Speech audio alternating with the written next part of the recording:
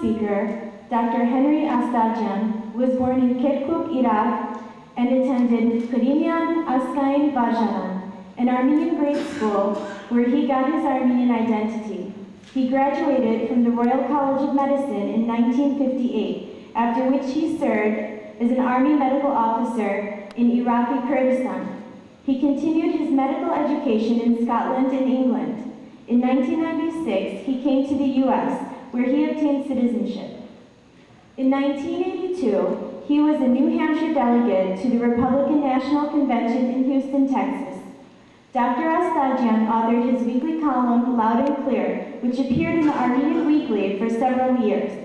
He was the editor of the short-lived Armeno-Kurdish Chronicle and has written articles in Kurdistan Times. For 3 years, he has addressed the Kurdish parliament in exile in Brussels, defending the Armenian rights to Western Armenia, which is now inhabited by the Kurds and a million or so of converted Armenians. For 3 consecutive years, he has addressed the American Kurds in California and Maryland. He has been a keynote speaker on April 24th and May 28th in California, Boston, Connecticut, Pennsylvania, and New Jersey. He delivered a speech at the American University of Armenia about the Kurdish Revolution and the Armenian cause. Last but not least, he has just published a book entitled The Struggle for Kirkuk, published by Prager and Prager International Securities. Please welcome Dr. Astarjian.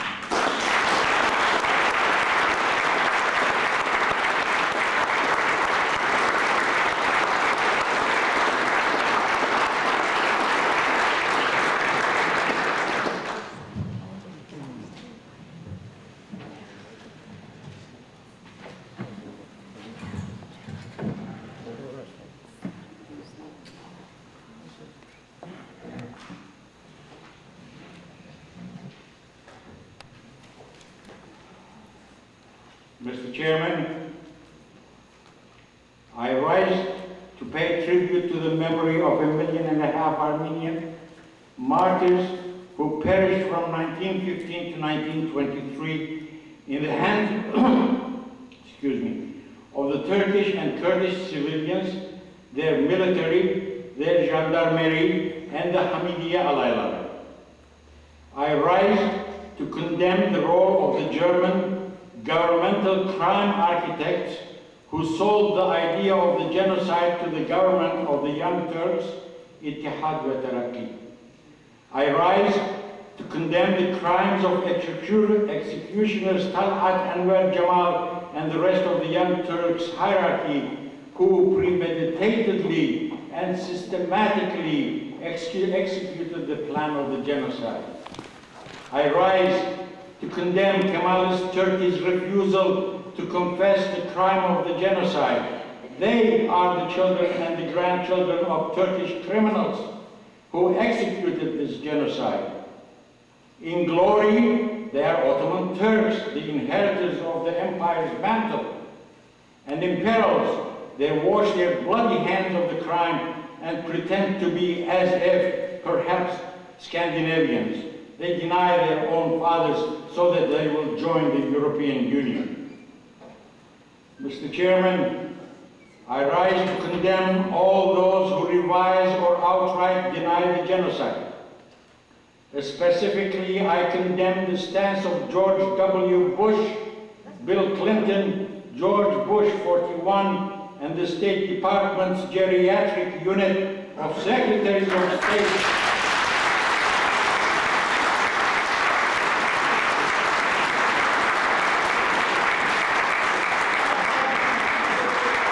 who have ruined America's moral compass and sell the truth and their conscience down the pike to appease Turkey. I rise to condemn the hostile, unjust, and unfair, feverish efforts of American Israel Public Affairs Committee, AIPAC, in Congress to block the passage of the genocide resolution. I condemn the actions of now President of Israel, Shimon Peres, who as Prime Minister of Israel stood at the steps of Çankaya Palace in Ankara with then President of Turkey Süleyman Demirel to declare there has been no Armenian genocide.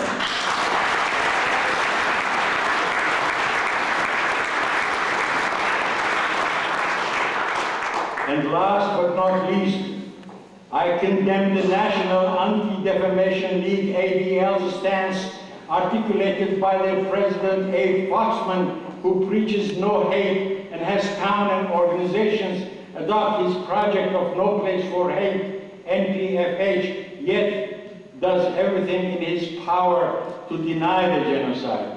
His attitude does not erase hate, it enhances hatred-laced actions.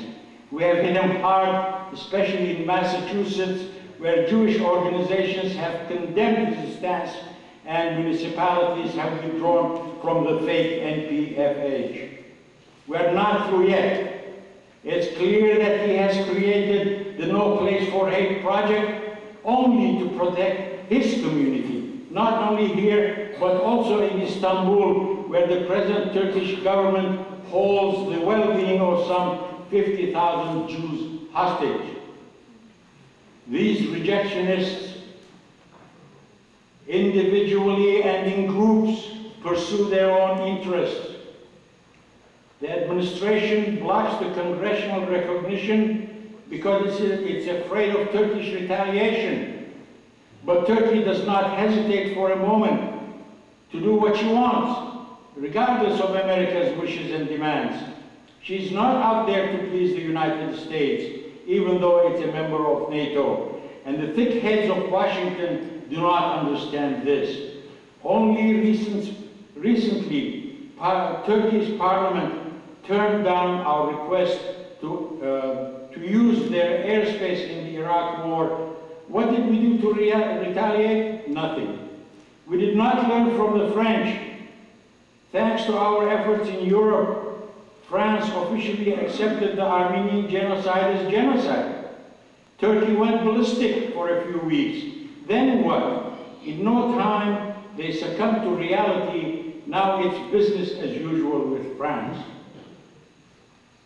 Mr. Chairman, having said all that, thanks and gratitude are due the Armenian Caucasian Congress, the Speaker of the House, Nancy Pelosi, the ANC, the Armenian Assembly of America, the various churches and organizations for unrelenting, valuable work in trying to pass the genocide resolution.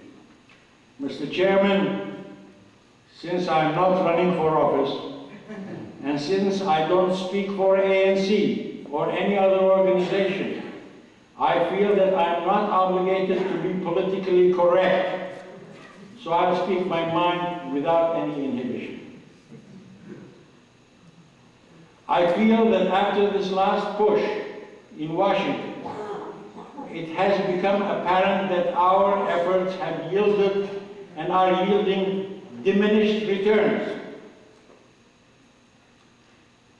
The blockage of the resolution has left us with a sense of defeat, disappointment, bitterness, hatred, anger, frustration, and a sense of being victimized yet again. All that while the spirits of our martyrs echo in our psyche, asking for justice, justice, justice, and revenge. Yes, we are disappointed. Yes, we are angry. Yes, we are victimized. And yes, the voices of our martyrs echo in our souls, justice, justice, justice.